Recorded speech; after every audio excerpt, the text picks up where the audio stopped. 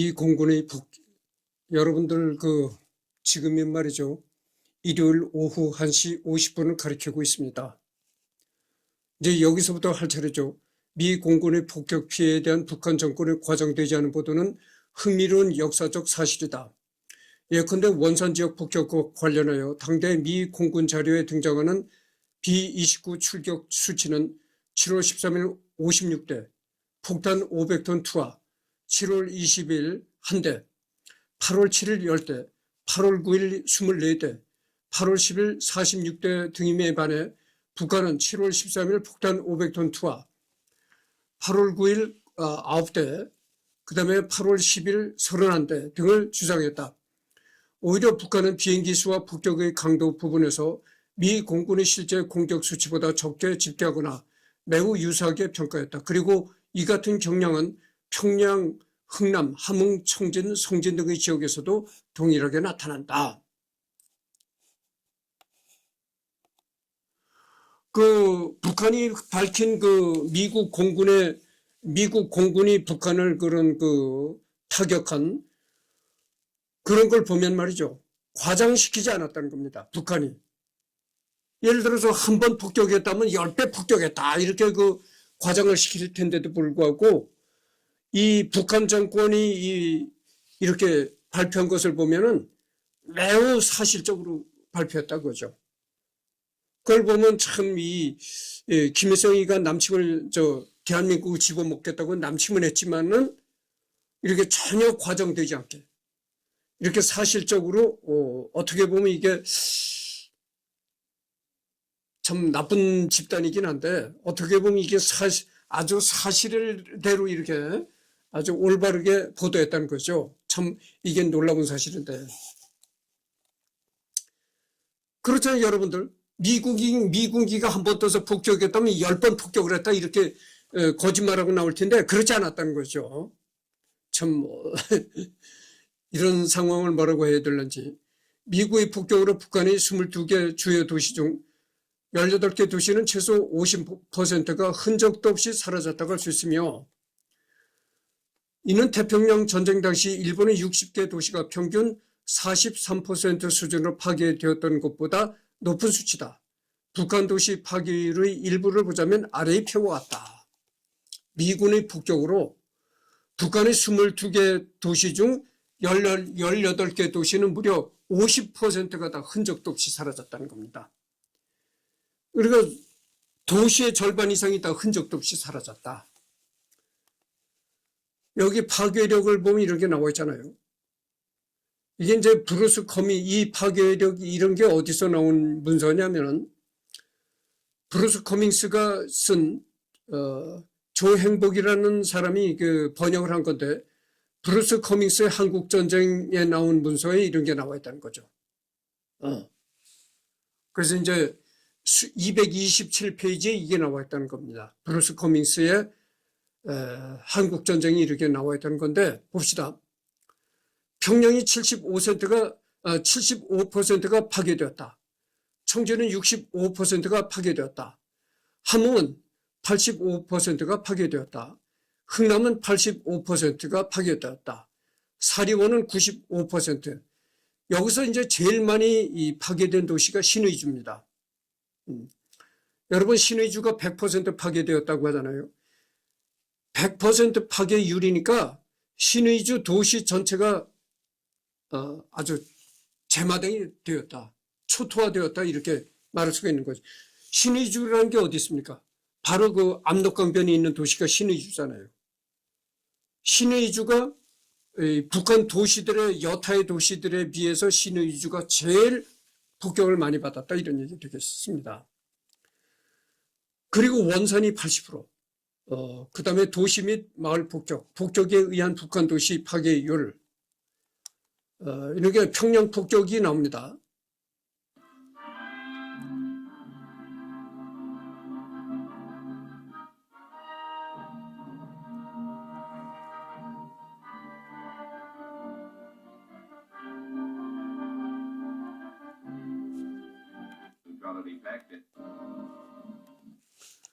지금은 이 영상을 녹화하는 시간이 아니니까 영상을 녹화하는 건 어디까지나 내가 얘기하는 것 위주로 하는 거니까 더 이상 길게 녹화는 하지 않도록 하겠습니다. 1950년 9월 16일 원산시가 폭격된 거다 이 말이죠. 폭격으로 파괴된 민간인 주택 그림이고 폭격 직후 불타는 거리와 피난하는 아이, 피난한 여인이죠. 폭격을 맞아서 불타는 거리를 이제 어떤 여인 하나가 뛰면서 피난 나오는 이런 장면이고 1950년 김일성 조선노동당 수상 당초 전력에 큰 차질을 빚고 말았어. 동부 전선에서 상당한 시일이 지체됐고 남조선 군대의 한강 방어선을 끝내 허용하고 말았어. 허가이도 죽었습니다. 허가이는 자살했다고 나오는데요. 김일성이가 자기를 죽인다는 그런 어떤 정보를 미리 알았었던 모양이에요. 그래서 김일성이한테 잡혀서 죽느니 내가 먼저 죽겠다 이래가지고 아마 자살했던 모양이죠. 부수상 박헌영 동지께서 장담하지 않으셨습니까? 우리 공화국 군대가 내려가면 남조선 인민들이 봉기하고 대대적으로 환영할 거라고 헌데 지금 어디서도 그런 일을 찾아볼 수가 없지 않습니까? 이렇게 이제 부수상 박헌영이한테 허가이가 이제 책임 추궁을 하는 그런 말이죠. 그러니까 박헌영이가 뭐라고 대답을 했냐면 조선노동당 부수상 수상동지 김일성 동지란 얘기죠. 욕심이 과한 것 아닙니까? 개전 3일 만에 서울을 점령하고 지금 이 시각에도 파죽지세로 남진하고 있습니다. 서울 인민들 또한 자발적으로 임시인민위원회 내에 가입하고 있습니다. 갑자기 폭탄이 투하되어 터지는 소리가 들린다. 김일성, 미군 폭격기가 여기에 평양까지 올라와 폭격을 해대고 있어. 우리가 우세한 건 이 지상전 뿐이란 말이오. 그러니까 내가 아껴도 전도하는 시간에도 얘기를 했지만 지상에서는 분명히 승리하고 있다 이거예요. 그렇잖아요. 다 뺏었는데. 다 뺏고 이 낙동강하고 이 부산만 남겨둔 건데 그리고 다 집어먹었는데 그렇게 승리를 하고 다 집어먹었는데도 불구하고 이 미군 폭격기가 계속 평양 함흥을 아주 이잡듯이 뒤지고 있다. 이잡듯이 폭탄을 퍼붓고 있다. 그러니까 김일성이가 이렇게 얘기한 거 아니야. 미군 폭격기가 여기 평양까지 올라와 폭격을 해대고 있어. 우리가 우세한 건 이 지상전 뿐이란 말이오. 이렇게 얘기를 한 거죠. 그러니까 분명히 이기고 있는 건 사실인데 과연 이게 진짜 이기는 것으로 완전히 귀결이 될 것인가? 이기는 것으로 완전히 이제 결론이 날 것인가? 회의감을 갖는 사람들이 많았다 이거죠. 북한 김일성 정부 내에서도 회의감을 갖는 사람들이 있었다 그죠. 야, 이게 완전히 이 승리가 완전히 확정적으로 굳어질 승리 같지 않다. 이런 괴로움을 토로하는 사람들이 있었다 이런 얘기죠. 세계 최강의 미 공군은 북한 공군을 순식간에 괴멸시키고 거의 모든 부급 수송로를 차단해 버렸다. 미 공군의 폭격은 가공할 위력을 가지고 있었다. 미 항공대는 아무런 군사적 대상물도 없는 한반도의 무방비 도시들과 산업지대들을 공습해 주택을 파괴하고 주민들을 몰살시켰다. 가공할 위력이라는 거야. 가공할 위력. 이 미군 비행기가 쏟아붓는 미군 전투기가 쏟아붓는 이 폭탄은 가공할 정도라는 겁니다. 얼마나 이 터지는 폭발력이 얼마나 대단한지 내가 그러잖아요. 한 번씩 이 공습을 가게 되면 막 미치는 사람들이 있다고 내가 얘기를 했잖아요. 미친다는 거야. 평소에 정신이 멀쩡했던 사람들이 미친다는 거야. 그리고 자기 발이 잘려나갔는데도 자기 파란 짝이 잘려나갔는데도 파란 짝이 잘렸다는 걸 인식을 못한다는 거예요. 파란 짝이 잘리면은 고통이 올 것 아니겠어요. 고통이 분명히 옵니다. 아픈 고통이 옵니다. 근데 이게 완전히 정신이 나가가지고 자기 팔이 잘렸다는 사실조차도 인식을 못한다는 거예요. 그렇게 돼버린다. 그러니까 이게 얼마나 이 미군 전투기에서 쏟아붓는 이 폭발력이 얼마나 대단한가를 알 수 있잖아요. 아니 완전히 혼이 나가버리는 거야. 그러니까 응? 자기 팔이 잘렸다는 사실조차도 인식을 못한다니까. 그게 얼마나 전투기에서 쏟아붓는 공습이 얼마나 무서운가 알 수 있는 거잖아요. 근데 그때는 6.25 때는 그래도 방공호라든가 이런 데서 뭐 산의 동굴이라든가 방공호 이런 데 들어가면 그나마 안전했어요. 근데 이제는 그나마도 안전하지 않다고 그러죠. 그래서 북한 김일성 정권이 너무나 공습에 당했었기 때문에 6.25가 끝난 다음에는 이 전부 무기고 이런 거를 이 땅굴을 파고 이렇게 땅으로 이렇게 집어넣었던 것이죠. 그래서 이 김일성이 하면 두더지 정권 이렇게 이제 됐던 거죠. 그 무조건 땅굴을 파고 들어간다. 그게 6.25 때 너무 공습을 많이 받아서 이제 그런 북한 정권이 그런 트라우마를 가졌던 건데 웬만한 땅굴은 이제 필요가 없어요. 땅굴을 파괴시키는 전문적인 폭탄이 또 이제 나왔다는 얘기죠. 그러니까 이 지하 한 200, 300m까지는 그냥 폭탄이 뚫고 들어가는 겁니다. 여러분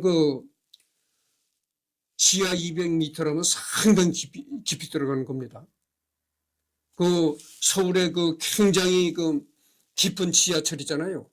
그게 굉장히 깊이 생각이 들어도 100m 조금 남짓한 그런 상황뿐이 안 된다는 거예요. 근데 300m까지 뚫고 들어가는데 얼마나 깊이 들어가겠습니까? 대단한 거죠. 그런 지하를 전문적으로 벙커버스터라고 하죠. 그게. 그렇기 때문에 지금은 북한 정권이 파놨던 땅굴 같은 거 이제는 다 부셔버립니다. 미국 항공대는 아무런 군사적 대상물도 없는 한반도의 무방비 도시들과 산업지대들을 공습해 주택을 파괴하고 주민들을 몰살시켰다. 평양은 제1의 폭격 대상이었다. 개전 직후부터 시작된 평양 공습으로 한 달 새에 2,000호 이상의 주택이 파괴되고, 그렇죠.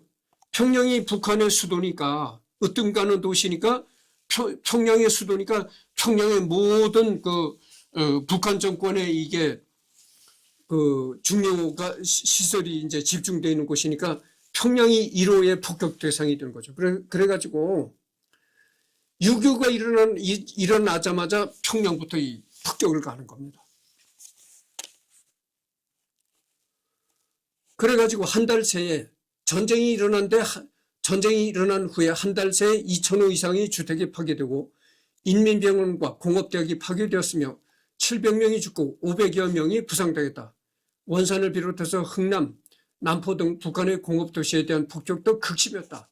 여러분들 흥남 비료공장이 참 유명하잖아요. 그러니까 흥남에 그렇게 큰 비료공장이 있었으니 이게 흥남 비료공장이 일제가 건설해 놓고 간 비료공장입니다. 그 일제가 건설해 놓고 간 흥남 비료공장 뭐 이런 게 거기 있으니까 타켓 1호가 되는 거죠. 흥남, 남포 등 북한의 공업도시에 대한 폭격도 극심했다. 이들 도시들은 공장은 물론 가옥, 병원, 학교 등 모든 건물까지 완파되어 끔찍한 폐허가 되고 말았다.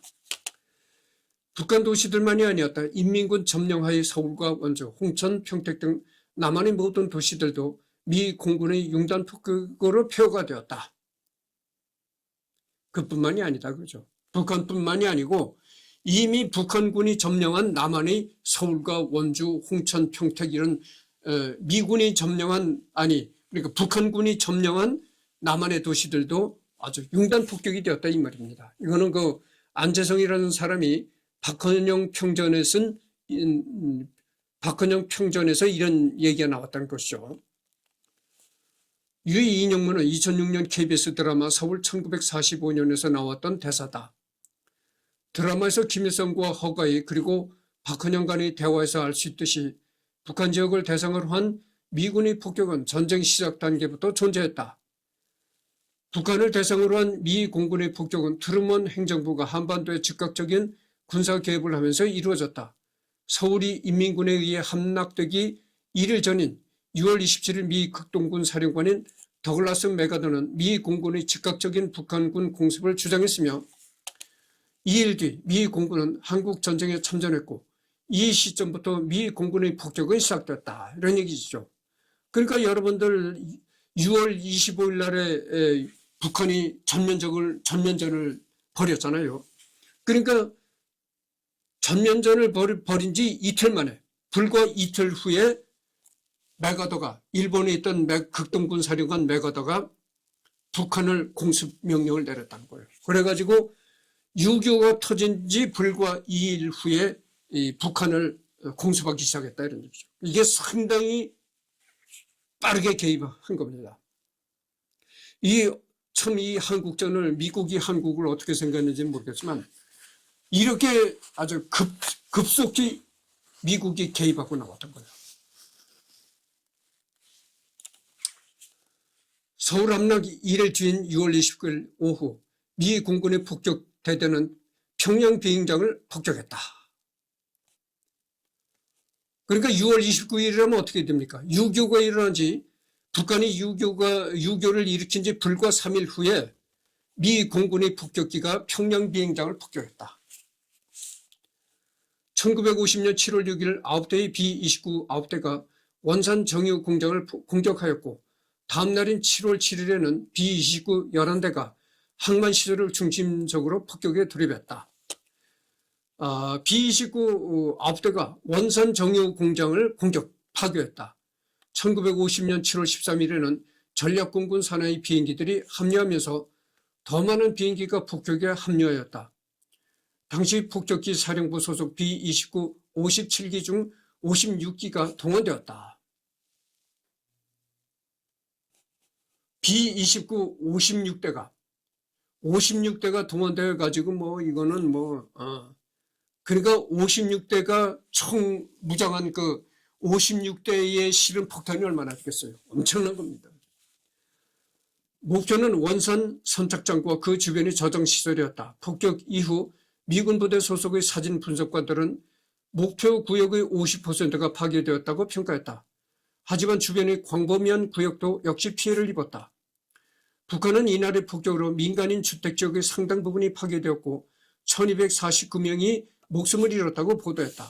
이후인 7월 20일 B-29 한 대가 원산을 다시 폭격했고 8월 7일에는 B-29 10대가 동일 지역을 폭격했다. 8월 9일에는 B-29 24대가 동원되어 8대는 원산 정유 공장을, 4대는 원산 조차장을, 12대는 도로와 교량을 각각 폭격에 파괴하였다. 다음날인 8월 10일은 B-29 46대가 동원되어 정유 공장과 원산 조차장을 재차 공격하였다. 북한은 이날의 폭격에 대해 31대의 미군 폭격기들이 120발의 폭탄을 투하하여 노동자 주택 67호를 파괴했다고 보도하였다. 이러한 사실은 이제 김태우라는 사람이 쓴 폭격, 미 공군의 공중 폭격 기록으로 읽는 한국전쟁이라는 책에 이렇게 나와 있다는 것이죠. 평양은 조선민주주의 인민공화국의 수도가 되었다는 점에서 폭격을 피할 수가 없는 도시였다. 게다가 북한의 정치, 경제, 교통의 중심지였다.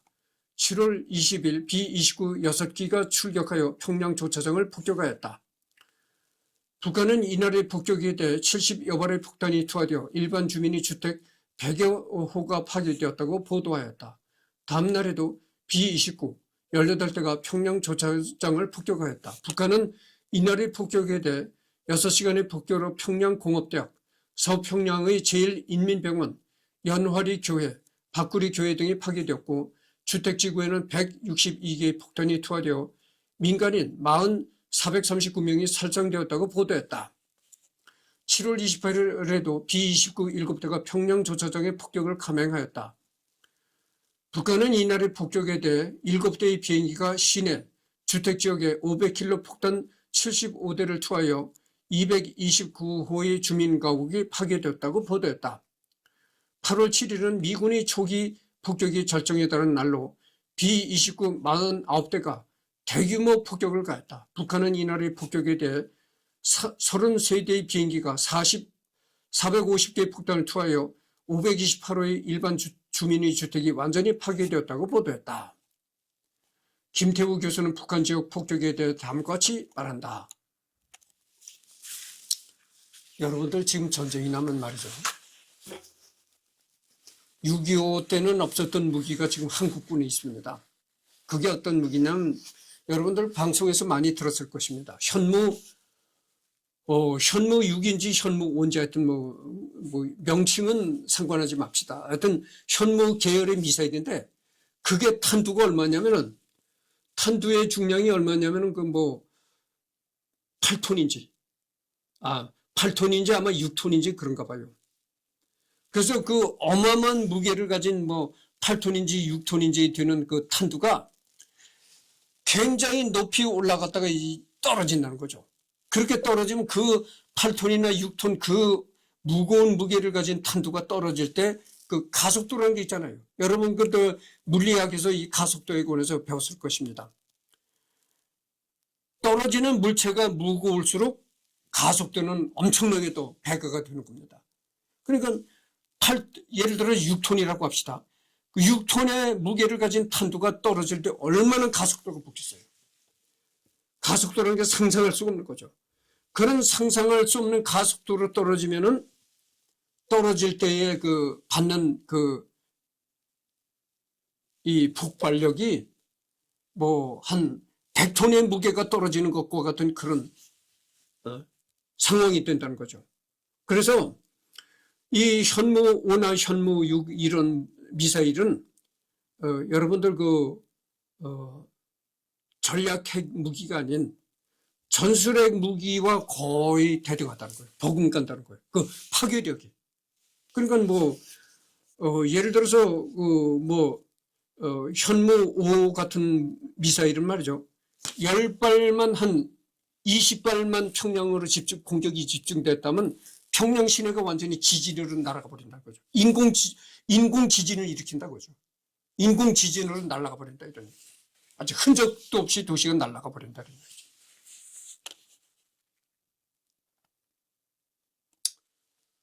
그래서 우리는 여러 가지 정치적인 국제 정치적으로 불행하게도 핵을 못 갖고 있지만, 그런 전술핵에 버금가는 그런 현무라든가 현무육 이런 인공 지진을 일으키는 무기가 있다. 이런 말씀을 드립니다. 그래서 아까도 얘기했지만 한 현무나 현무육 이런 걸 20발을 집중적으로 평양에 투하시키면 말이죠. 평양으로도 발사 버튼을 누르면, 그러니까 집중적으로 평양에다가 공격을 해버리면 평양 자체가 그냥 완전히 증발이 돼버린다는 거죠.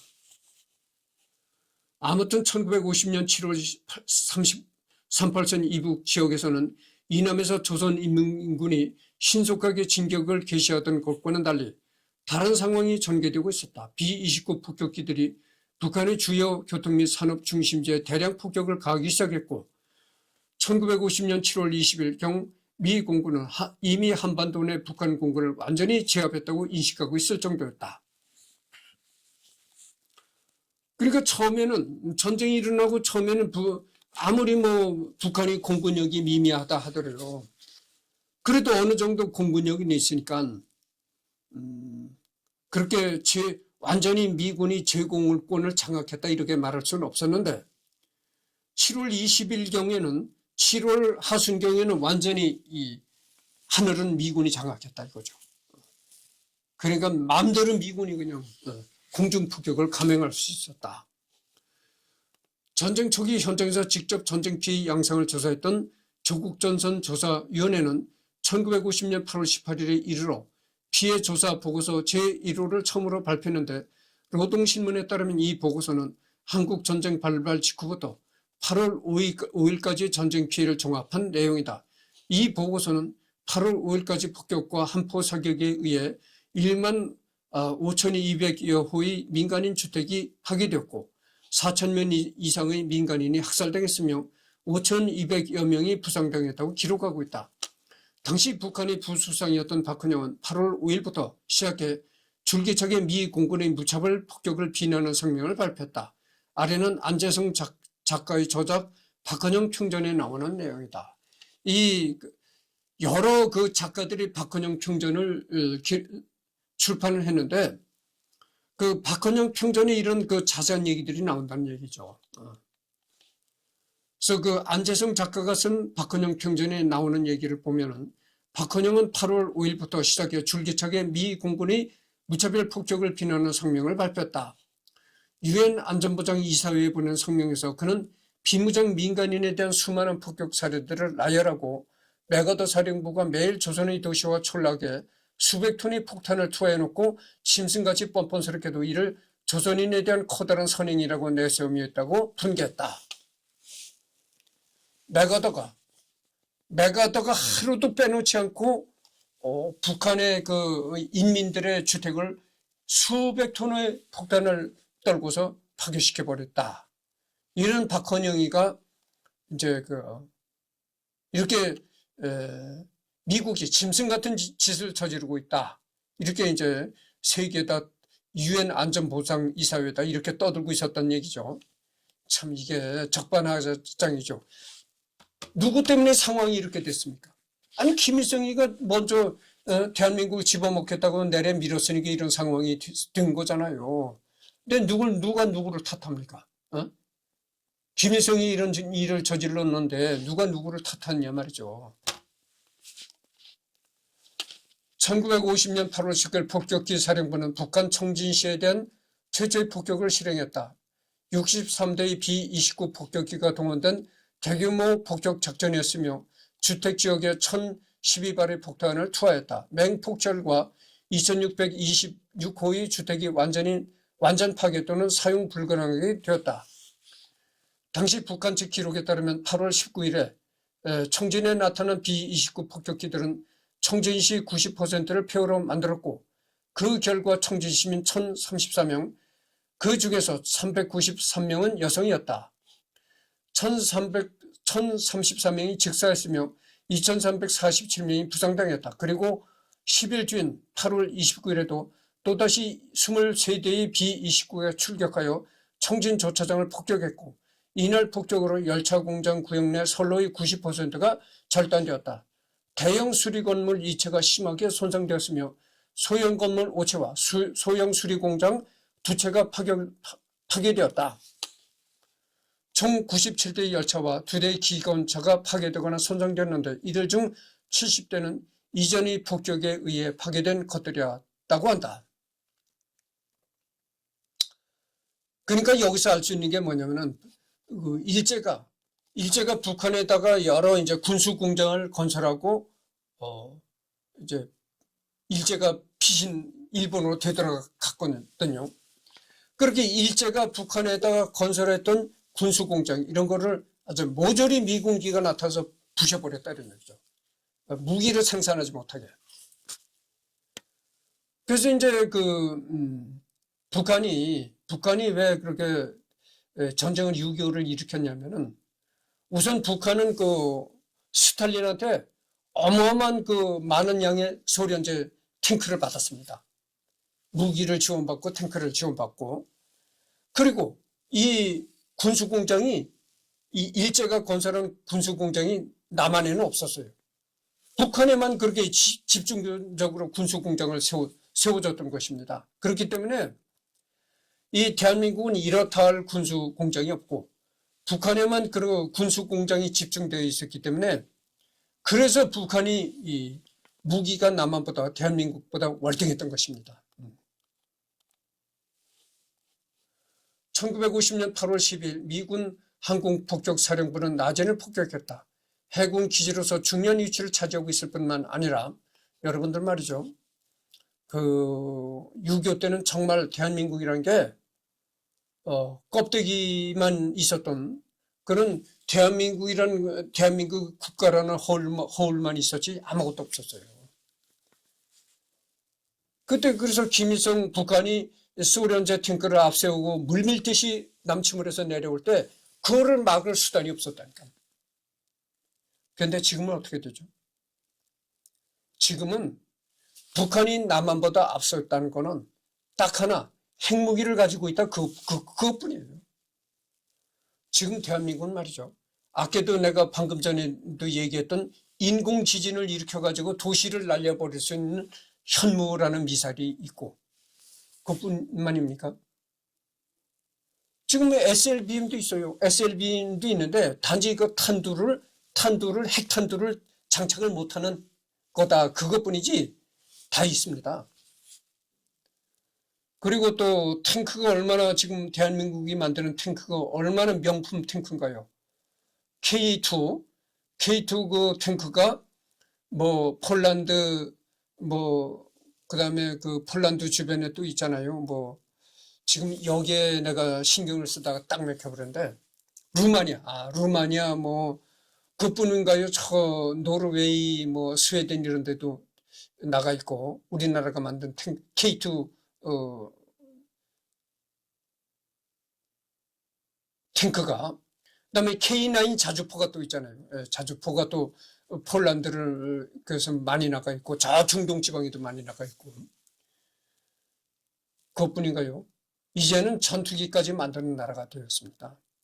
여러분, 그 4.5세대 전투기라고 해가지고, 남들은 6세대 전투기를 만드는데, 이제 4.5 전투기를 만들어서 뭘 하냐, 이렇게 생각할 사람이 있겠어요. 그러나 4.5세대 전투기는 그 나름대로의 사용 의미가 있는 겁니다. 왜냐면은 그 6세대 전투기가 일부 아주 크게 뭐 한두 대랄까 이렇게 나오긴 했지만, 그 6세대 전투기가 뜨면은, 한번 뜨고 이렇게 전쟁을 수행하려면은 엄청나게 그 운영비가 많이 들어간다는 거예요.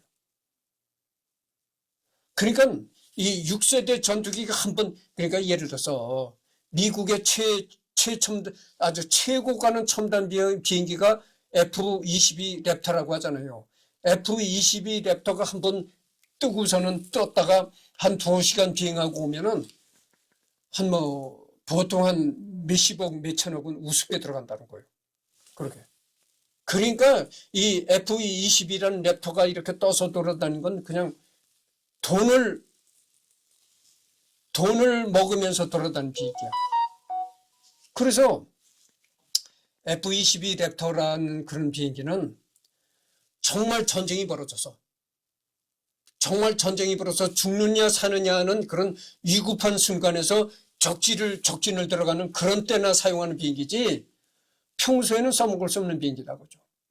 그 여러분들은 이게 자꾸 삑삑거리네. 어떤 미군 사령관이 그랬다잖아요. 평일날에도 이 무슨 고급 승용차를 탈 수 있는 것이 아니다.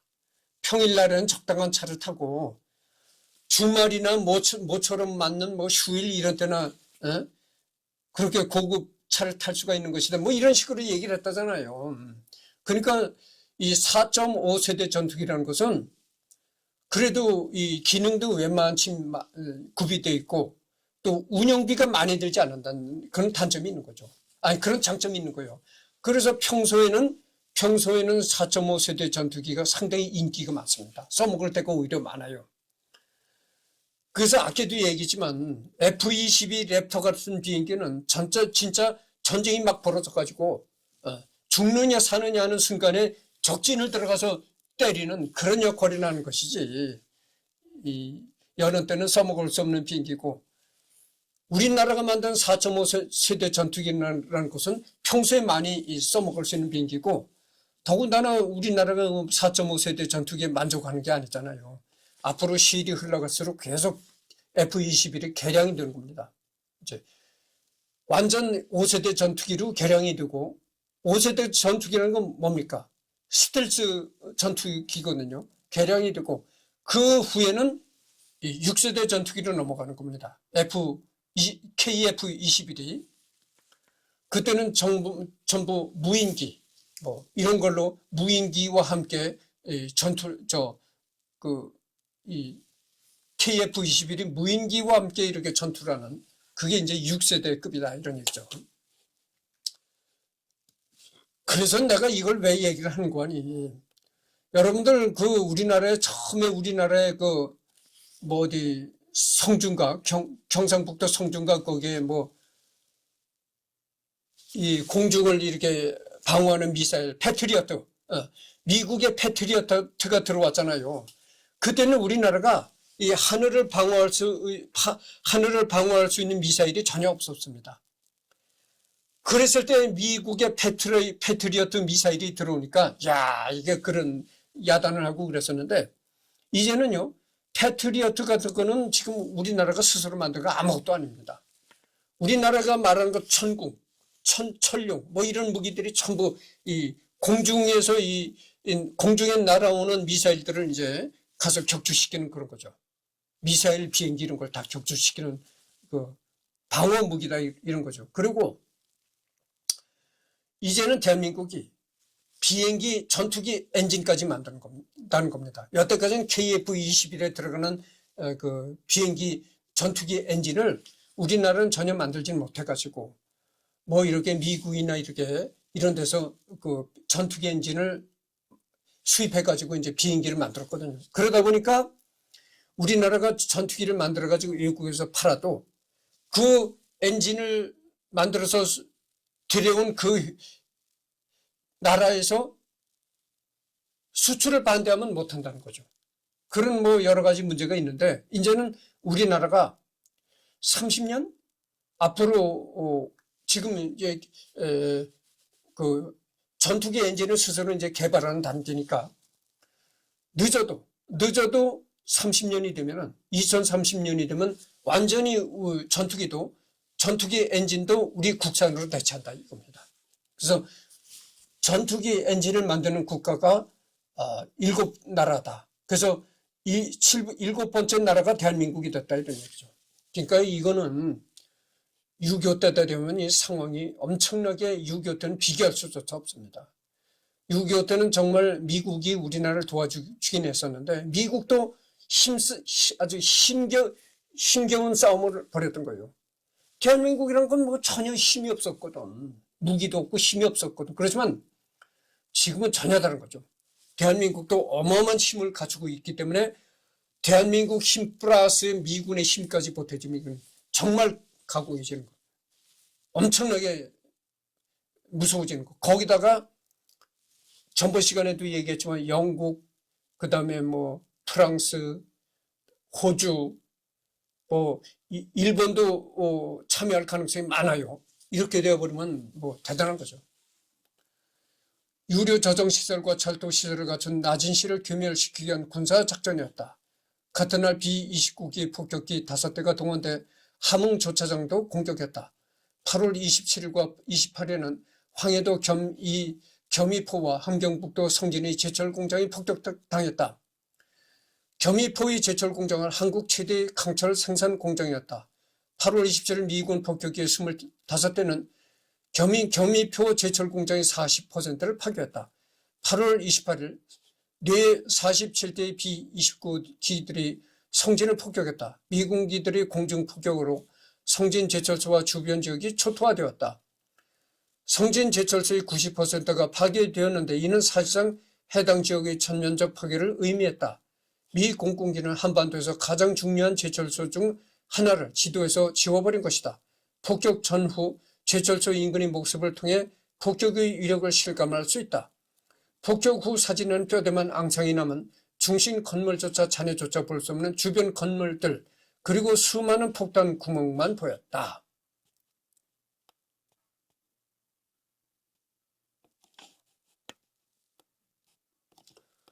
(1950년 9월 15일) 메가더의 인천 상륙작전 이후 전황은 한미연합군 쪽으로 기울어졌다. 한국군과 미군이 북진을 한 이후에도 메가더 사령부는 전략폭격 정책을 고수하며 대기 상태에 놓였다. 대기 상태에 놓여 있던 이유는 북한 측 후방 지역이 축소되면서 B-29 폭격기들이 더 이상 전략폭격 목표를 찾을 수 없게 되었기 때문이었다. 이런 상황에서 메가더는 폭격기 사령부 산하의 2개 전대를 본토로 돌려보내기까지 했다. 즉 크리스마스가 되면 승리할 것이라는 메가더의 믿음이 그만큼 강했던 것이다. 그러나 10월 말 마오쩌둥이 한반도의 병력을 파병하면서 상황이 바뀌었다. 1950년 11월 5일 메가더를 포함한 미 극동공군 주요 인사들이 한자리에 모여 급변하는 전황에 대한 돌파구를 찾기 위해 미 공군 폭격 작전과 관련된 매우 중요한 결정을 내렸는데 그 내용은 다음과 같다. 이것은 이제 한국역사연구회 현대사분과 역사학의 시선으로 읽는 전쟁이라는 책에 수록되어 있다는 얘기죠.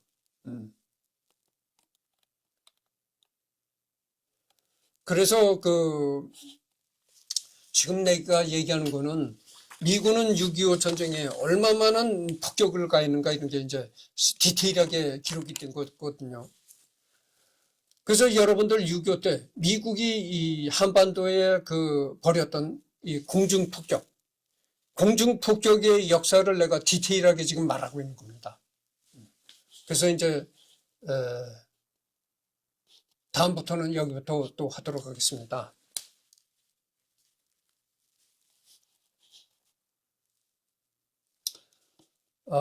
여태까지 참 했는데 이게 한 반 정도 앞으로 한 것만 지금 리딩 한 것만큼 더 해야 됩니다. 그러니까 상당히 브루스 커밍스가 상당히 오래 가리라고 생각합니다.